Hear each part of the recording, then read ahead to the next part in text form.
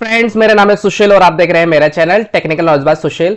Friend, आज का हमारा ब्लॉग है किस तरीके से हम अपना न्यू पासपोर्ट बनवा सकते हैं। जैसे कि आपको फ्रेंड पता है कि अगर हम विदेश घूमना चाहते हैं या फिर जॉब के लिए अगर हम बाहर जाना चाहते हैं तो उसके लिए हमारे पास एक पासपोर्ट होना चाहिए। और पासपोर्ट भी हमारे पास दो टाइप के बनते हैं। एक तरीके से हमारे पास एक ईसीआर पासपोर्ट बनता है और एक नॉन ईसीआर पासपोर्ट बनता है। तो उसके अंदर बहुत सारे लोगों को नहीं पता है कि किस तरीके से फॉर्म को फिल किया जाता है, क्योंकि अगर आपने ये कैटेगरी गलत सेलेक्ट करी तो आपको अगर जॉब के लिए बाहर जाना है तो आपको कुछ प्रॉब्लम फेस करने को मिल सकती है। तो फ्रेंड, अगर आप पासपोर्ट के लिए अप्लाई करना चाहते हैं तो उसके लिए किस तरीके से प्रोसेस रहेगा वो हम देखेंगे आज। उसके लिए सबसे पहले आपको passportindia.gov.in की वेबसाइट पे आना होगा। फिर इसके बाद आपके पास एक पॉपअप आएगा, इस पॉपअप को आपको कैंसिल करना है। फिर इसके बाद आपको सबसे पहले न्यू रजिस्ट्रेशन करना होता है, क्योंकि आपको यहाँ पे सबसे पहले आईडी बनानी होती है। उसके लिए सबसे पहले आपको न्यू रजिस्ट्रेशन पे क्लिक करना होगा। अब यहाँ पे आप देख सकते हैं कि आपके पास है एक यूजर रजिस्ट्रेशन का एक फॉर्म खुल के आया है। यहाँ पे सबसे पहला ऑप्शन है फिल करने के लिए register to apply at CPV Delhi. अब यहाँ पे सीपीवी दिल्ली हम क्यों सेलेक्ट करेंगे, उसको सेलेक्ट करने के लिए यहाँ पे हमारे पास एक रिमार्क्स दिया हुआ है। अगर आप काउंसलर के पास डिप्लोमेटिक या फिर ऑफिशियल पासपोर्ट के लिए अप्लाई करेंगे तो ही आपको सीपीवी दिल्ली का ऑप्शन चूज करेंगे, अदरवाइज इसको आपको छोड़ना है। अगर आप नॉर्मल सिटीजन हैं, ऑफिशियल या फिर डिप्लोमेटिक पासपोर्ट के अलावा आपको अप्लाई करना है तो आपको पासपोर्ट ऑफिस को सिलेक्ट करना होगा। पासपोर्ट ऑफिस के अंदर आपको सबसे पहले अपना स्टेट चूज करना है। फिर इसके बाद आपका नाम यहाँ पे आएगा। गिवन नेम के अंदर आपको फर्स्ट प्लस मिडिल नेम आपको फिल करने के लिए सजेस्ट किया गया है। सपोज करो कि अगर आपका नाम सुशील कुमार शर्मा है तो आपको यहाँ पे फिल करना होगा गिवन नेम के अंदर सुशील कुमार और फिर सरनेम के अंदर आपका शर्मा आएगा। अगर आप डॉक्टर कर्नल वगैरह लगाते हैं, सपोज करो कि अगर मेरा नाम डॉक्टर सुशील कुमार शर्मा है तो मैं यहाँ पे डॉक्टर सुशील कुमार फिर सरनेम में शर्मा को फिल करना होगा। अगर आपका सिर्फ सिंगल नेम है तो आप सिर्फ सिंगल नेम को फिल करेंगे। फ्रेंड, गिवन नेम के अंदर अगर आपका नाम अजय है तो आप अजय फिल करेंगे। अगर आपके पास कोई सरनेम है, आप ये सब डिटेल्स पूरे डॉक्यूमेंट के हिसाब से भरेंगे। सरनेम में आपको अपना सरनेम फिल करना होगा। डेट ऑफ बर्थ के अंदर आपको अपना डेट ऑफ बर्थ फिल करना है। फिर इसके बाद आपको यहाँ पे ईमेल आईडी मैंडेटरी देना। फिर इसके बाद यहाँ से आपसे पूछता है do you want your login ID to be same as email ID. क्या आप अपने इस ईमेल आईडी को लॉगिन आईडी बनाना चाहते हैं? अगर आपको सेम रखना है तो आप यहाँ पे यस सेलेक्ट करेंगे। अगर आपको डिफरेंट बनाना है फिर इसके लिए आपको नो पे क्लिक करना पड़ेगा। अभी मेरे को डिफरेंट बनाना है, फिर इसके लिए मुझे नो पे क्लिक करना है। अब मुझे लॉगिन आईडी यहाँ पे बनानी है। तो फ्रेंड, हम देख सकते हैं कि हमारे पास ये वाली ईमेल आईडी अवेलेबल है। फिर इसके बाद आपको पासवर्ड यहाँ पे क्रिएट करना है जो कि स्ट्रॉन्ग पासवर्ड होगा। पासवर्ड पॉलिसी के अंदर आपको एक कैरेक्टर स्मॉल और एक कैपिटल और एक स्पेशल कैरेक्टर और न्यूमेरिक नंबर आपको यूज करना होता है, तभी आपका स्ट्रॉन्ग पासवर्ड बनता है। यहाँ पे आपको स्ट्रॉन्ग पासवर्ड बनाना है। फिर वही पासवर्ड आपको कंफर्म पासवर्ड दोबारा टाइप करना है। फिर इसके बाद आपको हिंट क्वेश्चन को सिलेक्ट करना है। सपोज करो अगर आप अपने आईडी को लॉगिन नहीं कर पाते हो तो उस केस के अंदर फॉरवर्ड करके आप अपना पासवर्ड को रिट्रीव कर सकते हो, रिकवर कर सकते हो। अब हिंट क्वेश्चन के अंदर मल्टीपल क्वेश्चंस हैं, आप इसमें से कोई भी सिलेक्ट कर सकते हैं। सपोज करो कि अगर मैं यहाँ पे बर्थ सर्टी सेलेक्ट करता हूँ तो मेरा जो भी बर्थ सर्टी होगा मैं यहाँ पे टाइप करूंगा। फिर इसके बाद आपको कैप्चा फिल करना है। सारी चीजें फिल करने के बाद फिर आपको यहाँ पे रजिस्टर बटन पे क्लिक करना है। हमारा यहाँ पे रजिस्ट्रेशन हो चुका है। अकाउंट को एक्टिवेट करने के लिए आपको जो आपने ईमेल आईडी दी है उसके इनबॉक्स में आपको जाना होगा। आपको यहाँ पे passport.admin के थ्रू आपको एक मेल रिसीव होगा, उस मेल को आपको ओपन करना है। जैसे आप इसको ओपन कर देते हैं फिर आप देखेंगे यहाँ पे लिखा congratulation you have been registered successfully on Passport Seva. इसके बाद आपको ड्रैग डाउन करके नीचे आना है। फिर इसके बाद आपको एक लिंक मिलेगा। इस लिंक पे जैसे आप क्लिक करेंगे तो आपका अकाउंट एक्टिवेट होने के लिए प्रोसेस होगा। लिंक पे जैसे आप क्लिक कर देते हैं तो आपको रिडायरेक्ट करेगा एक नए इंटरफेस पे। यहाँ पे आपको यूजर आईडी जो आपने क्रिएट करा है वो फिल करना है। जैसे आपने यहाँ पे यूजर आईडी को फिल किया फिर इसके बाद आपको सबमिट बटन पे क्लिक करना होता है। फिर इसके बाद आपको एक मैसेज अपीयर होता है your account has been activated successfully. जैसे आपका अकाउंट एक्टिवेट हो जाता है फिर इसके बाद आपको दोबारा इसको लॉगिन करना होता है। लॉगिन करने के लिए आपको होम पेज पे जाना है। होम पेज पे जाने के बाद फिर आपको यहाँ पे एग्जिस्टिंग यूजर यहाँ पे एक पॉपअप अगर आता है इसको आपको कैंसिल करना है। फिर इसके बाद आपको एग्जिस्टिंग यूजर लॉगिन पे क्लिक करना होता है। फिर इसके बाद यहाँ पे आपको लॉगिन आईडी फिल करना है जो आपने क्रिएट करा था। फिर इसके बाद आपको कंटिन्यू बटन पे क्लिक करना है। फिर इसके बाद आपको पासवर्ड को फिल करना है। कैप्चा फिल करने के बाद आपको लॉगिन बटन पे क्लिक करना है। फिर आप रिडायरेक्ट हो जाते हैं एक नए इंटरफेस पे। अब यहाँ पे आपको देखने को मिलता है अप्लाई फॉर फ्रेश पासपोर्ट या फिर रीइश्यू ऑफ पासपोर्ट, दोनों का लिंक एक ही है। इस पे आपको क्लिक करना है वन टाइम। फिर इसके बाद यहाँ पे आपको click here to fill the application form पे क्लिक करना है। फिर इसके बाद आपको यहाँ पे स्टेट चूज करना है। ये सब चीज़ें आप अपने डॉक्यूमेंट के बिहाफ से ही करेंगे। डिस्ट्रिक्ट में आपको डिस्ट्रिक्ट चूज करना है। डिस्ट्रिक्ट आपको बिल्कुल केयरफुली चूज करना है। अगर आप डिस्ट्रिक्ट को गलत चूज करते हैं तो आपको आपका थाना यानी पुलिस स्टेशन चूज करने में दिक्कत आएगी। अप्लाइंग फॉर, किस चीज़ के लिए आप प्रोसेस करना चाहते हैं। अभी हमारा केस है फ्रेश पासपोर्ट को अप्लाई करने के लिए। टाइप ऑफ एप्लीकेशन यहाँ पे नॉर्मल है और तत्काल है। अगर आप स्टैंडर्ड टाइम ड्यूरेशन के अंदर बनवाना चाहते हैं यानी आपको कोई जल्दी नहीं है तो आप नॉर्मल पे क्लिक करेंगे। अगर आपको अर्जेंट है तो तत्काल पे क्लिक करेंगे। बुकलेट टाइप के अंदर आपको 36 पेजेस और 60 पेजेस के ऑप्शंस हैं। अगर आपको ज़्यादा ट्रैवल करना है तो 60 पेजेस के लिए आपको अप्लाई करना होगा। अगर आप कभी कभी जाएंगे या फिर अगर आपको नहीं भी जाना होगा तो उस केस के अंदर आपको 36 पेजेस के लिए ही अप्लाई करना है। फिर इसके बाद आपको नेक्स्ट बटन पे क्लिक करना है। फिर इसके बाद आपको एप्लीकेंट की पूरी डिटेल फिल करने के लिए आ गया है। गिवन नेम के अंदर आपको अपना फर्स्ट नेम फिल करना है। सरनेम के अंदर आपको अपना सरनेम फिल करना है। अगर आप सिंगल नेम के पर्सन है तो आपको सिर्फ गिवन नेम में आपका नाम फिल करा जाएगा। जेंडर के अंदर आपको अपना जेंडर सेलेक्ट करना है। Have you ever been known by other name, अगर आप किसी और नाम से भी जाने जाते हैं तो आपको यस करना होगा। मेरे केस में नो है। Have you ever changed your name, क्या कभी आपने अपना नाम चेंज करवाया है। अगर आपके केस में यस है तो यस करेंगे, मेरे केस में नो है। डेट ऑफ बर्थ के अंदर आपको डेट ऑफ बर्थ फिल करना है। आप यहाँ पे कैलेंडर से भी चूज कर सकते हैं, अदरवाइज उसको फिल भी कर सकते हैं मैनुअली। फिर इसके बाद is your place of birth out of India, क्या आपका बर्थ इंडिया से बाहर हुआ था। अगर बाहर हुआ था तो आपको यस करना है, मेरे केस में नो है। प्लेस ऑफ बर्थ, आपका बर्थ कहाँ हुआ था, आप उस सिटी को मेंशन करेंगे। स्टेट के अंदर आपको स्टेट सेलेक्ट करना है। डिस्ट्रिक्ट के अंदर आपको डिस्ट्रिक्ट सेलेक्ट करना है। जैसे मैंने आपको पहले ही बताया, आपको डिस्ट्रिक्ट केयरफुली सेलेक्ट करना है। अगर यहाँ पे डिस्ट्रिक्ट को आप गलत सेलेक्ट करते हैं तो आपके पास आपका जो पुलिस स्टेशन है सेलेक्ट करने के लिए नहीं आएगा।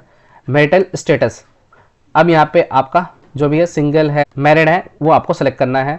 सिटीजनशिप ऑफ इंडिया बाय, आपके पास इंडिया की सिटीजनशिप कब से है, मेरे तो बर्थ से है, आपको बर्थ टाइप करना है। अगर आप इंडिया के अंदर ही पैदा हुए हैं तो आपको बाय बर्थ ही सिटीजनशिप मिलेगी। पैन कार्ड और वोटर आईडी कार्ड, अगर आप माइनर हैं तो उस केस के अंदर आपका पैन और वोटर आईडी कार्ड नहीं भरा जाएगा, उस केस के अंदर आप उसको छोड़ सकते हैं। अगर आप 18 प्लस हैं तो आप इसके अंदर पैन और वोटर आईडी कार्ड की डिटेल फिल कर भी सकते हैं और नहीं भी कर सकते हैं। लेकिन आपका अगर आधार कार्ड बना है तो आपको आधार कार्ड जरूर देना चाहिए। पैन कार्ड मैं फिल नहीं करना चाहता, वोटर आईडी कार्ड फिल नहीं करना चाहता। एम्प्लॉयमेंट टाइप, एम्प्लॉयमेंट किस टाइप का आपका एम्प्लॉयमेंट है वो आप सेलेक्ट करेंगे। प्राइवेट जॉब करते हैं, गवर्नमेंट जॉब करते हैं, जो आपका रहेगा। Is either of your parent या स्पॉस एक गवर्नमेंट सर्वेंट, क्या आपके फादर या मदर या फिर जो आपके पति या पत्नी है वो गवर्नमेंट सर्वेंट है। अगर यस है तो आप यस पे टिक करेंगे, अदरवाइज नो पे टिक करेंगे। एजुकेशन क्वालिफिकेशन, एजुकेशन क्वालिफिकेशन आपको बहुत ही केयरफुली फिल करनी है, क्योंकि पासपोर्ट के अंदर आप जिस तरीके से आप अपनी एजुकेशन को दिखाएंगे उसी टाइप से आपका ECR पासपोर्ट और नॉन ECR पासपोर्ट बन के आएगा। सपोज करो अगर मैं ग्रेजुएट एंड अबव हूँ तो मुझे यहाँ पे ग्रेजुएट एंड अबव को टिक करना है। और यहाँ पे is applicant applicable for non ECR category, तो यहाँ पे आपको यस करना होगा। अगर आप 10th एंड अबव है उस केस में भी आपको नॉन ECR कैटेगरी आपकी यस रहेगी।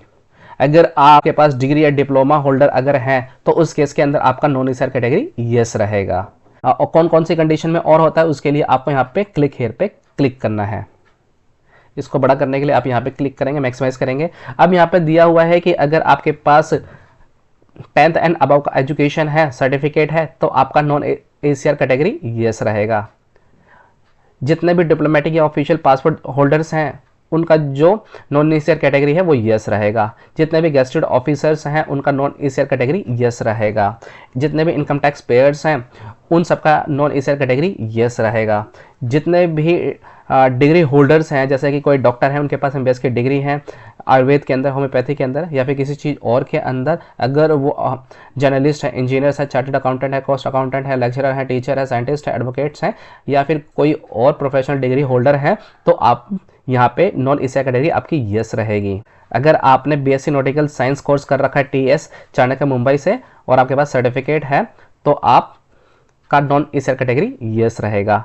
अगर आपके पास परमानेंट इमिग्रेशन वीज़ा है UK, US या फिर ऑस्ट्रेलिया का तो आपका नॉन ECR कैटेगरी यस रहेगा।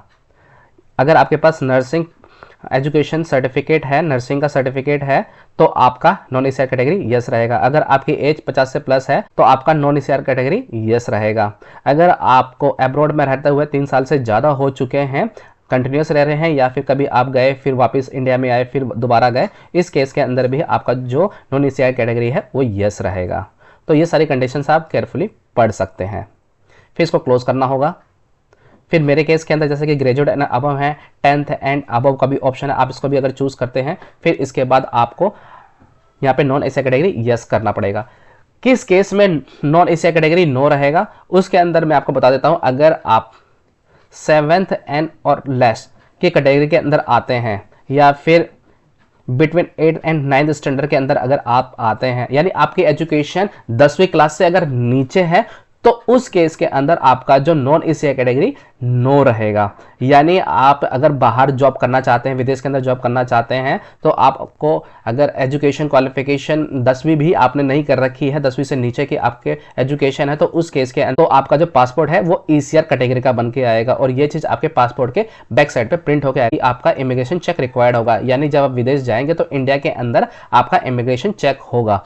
एजुकेशन क्वालिफिकेशन अगर नहीं है तो सारी चीज़ें आपकी एक एडिशन चेकिंग होती है। फिर इसके बाद जैसे कि मेरे केस के अंदर मैं ग्रेजुएट एंड अबव हूं, तो उस केस के अंदर आपका जो नॉन एशिया कैटेगरी है वो आपको यस सेलेक्ट करना है। अगर आप जॉब के लिए विदेश में जाना चाहते हैं और आपका बेसिक एजुकेशन 10वीं भी नहीं है, 10वीं से नीचे की एजुकेशन है, तो उस केस के अंदर आपको non Asia category no select करना है। विजिबल डिस्ट्रीब्यूशन मार्क, अगर आपकी बॉडी में कोई पहचान के लिए कोई मार्क है तो वह फिल करेंगे, अदरवाइज उसको छोड़ सकते हैं। मेरे हिसाब से आपको फिल करना चाहिए। आधार नंबर, अगर आपके पास आधार नंबर है, क्योंकि जैसे कि 18 प्लस हैं तो इंडिया के अंदर अब तो 3 साल प्लस का आधार कार्ड बन जाता है, तो आपका आधार कार्ड जरूर होना चाहिए। क्योंकि आप पैन भी अगर फिल नहीं करेंगे, वोटर आईडी भी फिल नहीं करेंगे, आधार कार्ड भी फिल नहीं करेंगे, तो एक एडिशनल ऑडिट होती है कि आपके पास डॉक्यूमेंट क्यों नहीं है। तो मेरे हिसाब से आपको आधार नंबर आपका फिल जरूर करना चाहिए। फिर यहाँ लिखा है कि जो मैंने अब ऊपर मेंशन करा आधार नंबर वो मेरा करेक्ट है। फिर इसके बाद आपको यस पे क्लिक करना है। फिर इसके बाद आपको नेक्स्ट बटन पे क्लिक करना है। फिर इसके बाद फैमिली की डिटेल आपको फिल करनी है।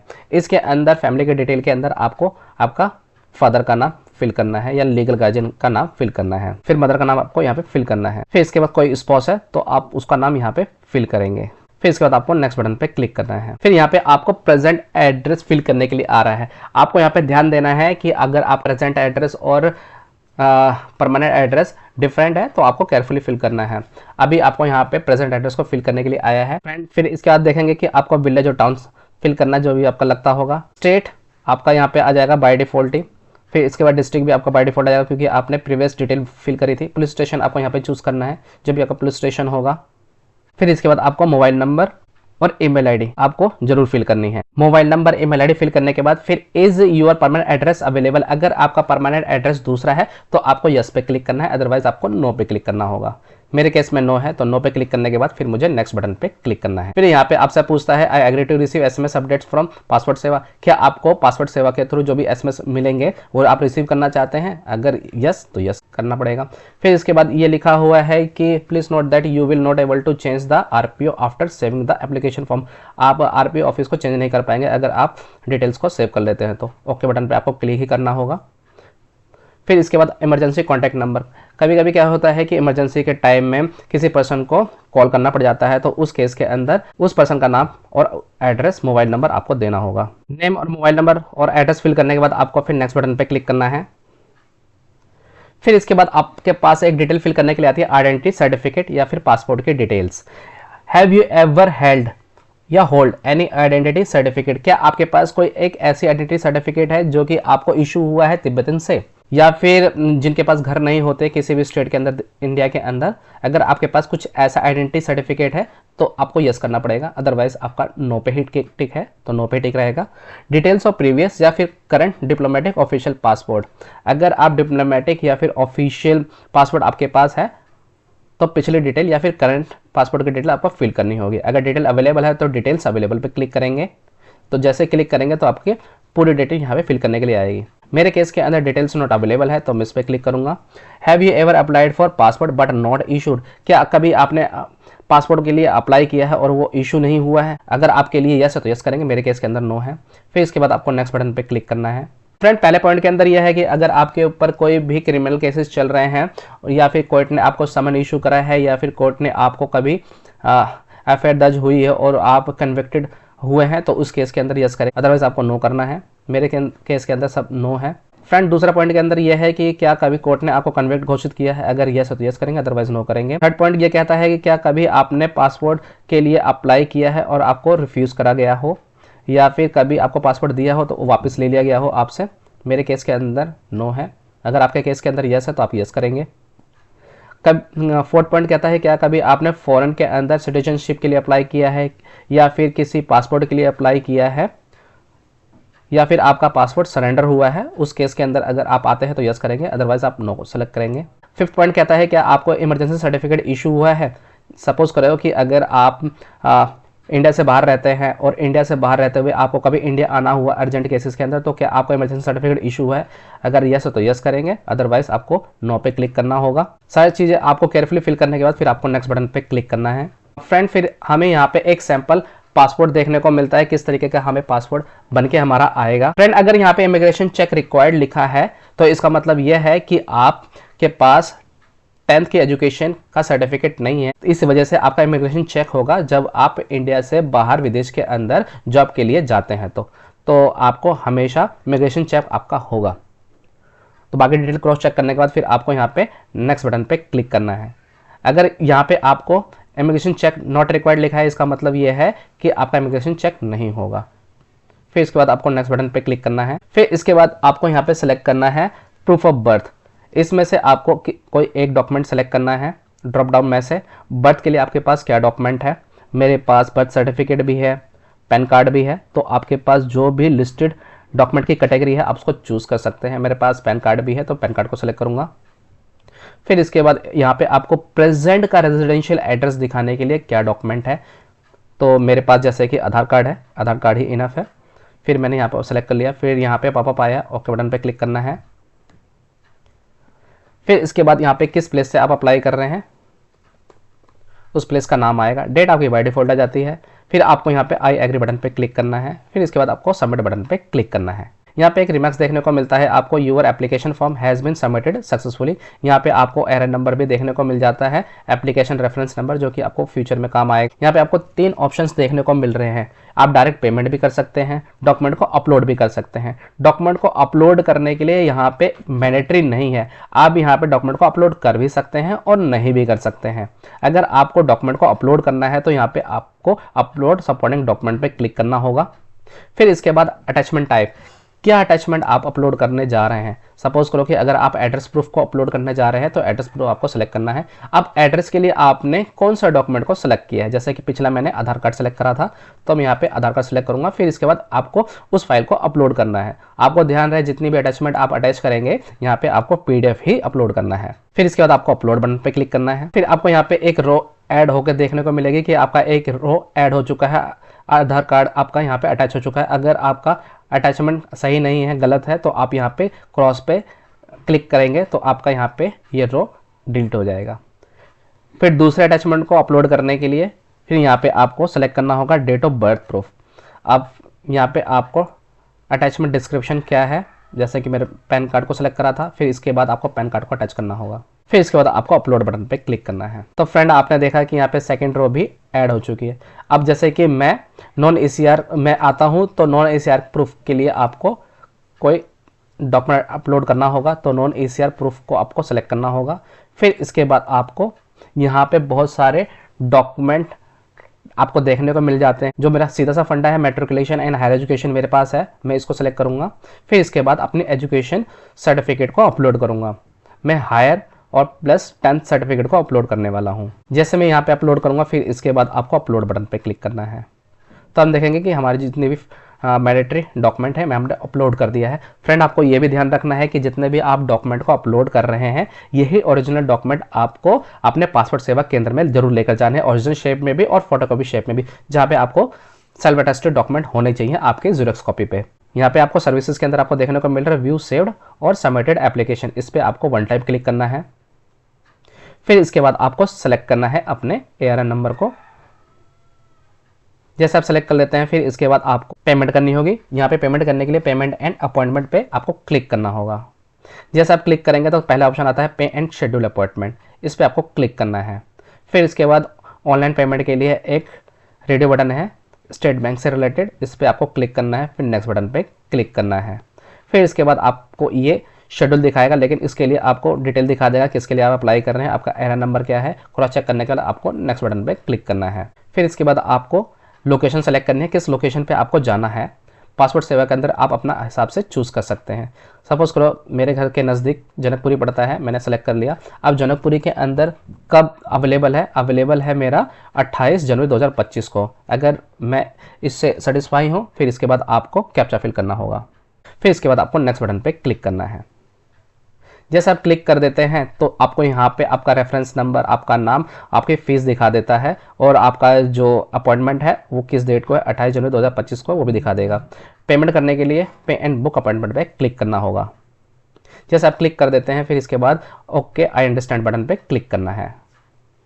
फिर इसके बाद आप पेमेंट गेटवे पे रीडायरेक्ट हो जाते हैं। आप यहाँ पे कोई भी पेमेंट मेथड को सिलेक्ट कर सकते हैं। मेरे केस के अंदर मैं डायरेक्ट पेमेंट करूँगा यूपीआई के थ्रू, तो मैं यूपीआई पे क्लिक करूँगा। फिर इसके बाद आपको यहाँ पे क्यूआर कोड पे क्लिक करना है। क्यूआर कोड आपको देखने को मिल जाता है। जैसे आप क्यूआर कोड को स्कैन कर देते हैं, फिर इसके बाद आप यूपीआई पिन डालने के बाद आपकी पेमेंट हो जाएगी। फ्रेंड, यहाँ पे आपको देखने को मिलता है कि आपका पेमेंट हो चुका है, स्टेटस भी आपका कंप्लीट सक्सेसफुली दिखाई दे रहा है। फिर इसके बाद आपको यहाँ पे देखने को मिल रहा है कि आपका जो अपॉइंटमेंट है वो बुक हो चुका है और यहाँ पे जो आपका पासपोर्ट टाइप है किस टाइप का है ये भी आपको देखने को मिल जाता है। फिर इसके बाद आप यहाँ पे एप्लीकेशन को प्रिंट कर सकते हैं। जैसे ही आप इसको नेक्स्ट बटन पे क्लिक कर देते हैं, फिर इसके बाद आपका एरर नंबर दिखा देगा। फिर यहाँ पे आपको नीचे देखने को मिलेगा गेट अपॉइंटमेंट एसएमएस। आपको एसएमएस लेने के लिए, वैसे भी डिफ़ॉल्ट आपको एसएमएस रिसीव होता ही है, ईमेल आईडी पे भी आपको आपका अपॉइंटमेंट आ जाता है। लेकिन आपको अगर एसएमएस दोबारा रिसीव करना है तो गेट अपॉइंटमेंट इस एसएमएस में क्लिक करना होगा। फिर प्रिंट एप्लीकेशन रिसीप्ट पर क्लिक करने के बाद आप अपने इस डिटेल को सेव कर सकते हैं पीडीएफ फॉर्म में। तो फ्रेंड, हमने देखा है किस तरीके से हम अपने नए पासपोर्ट को अप्लाई कर सकते हैं। तो फ्रेंड, मैं सिर्फ मेरे को आपको ये बताना है कि हम पासपोर्ट को दो कैटेगरी के अंदर बनाते हैं, ईसीआर के अंदर और हमारा एक नॉन ईसीआर पासपोर्ट बनता है।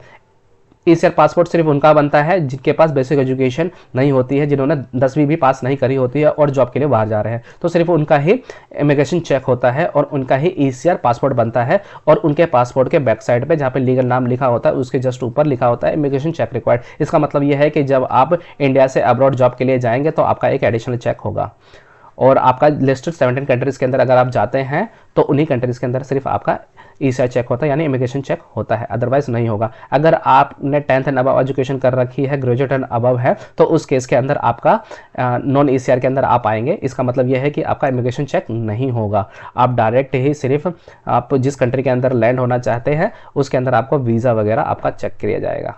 तो फ्रेंड, तो हमने देखा है किस तरीके से हम अपने नए पासपोर्ट को अप्लाई कर सकते हैं। तो thank you friend for watching my channel. Thank you.